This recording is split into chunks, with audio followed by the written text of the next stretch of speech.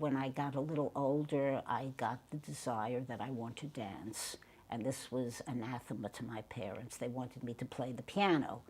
And I think I was nearly 12 before they finally agreed for me to take ballet lessons, at which point I stopped the piano lessons.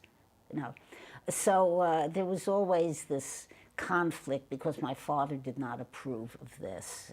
His daughter was dancing, and dancers were one step from prostitutes in his view. But on the other hand, Fred told me a story about my father that I didn't know about till later, that when I was in my dancing days and a teenager, I would go into my room and put on music and just dance. I would just improvise and dance, and I loved Stravinsky, and I believe I used to improvise to the Rite of Spring.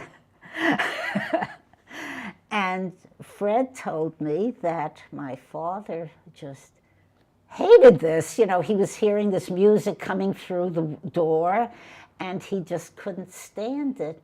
But he did not want to interrupt me because his daughter was expressing herself, and this was what she loved and what she was doing.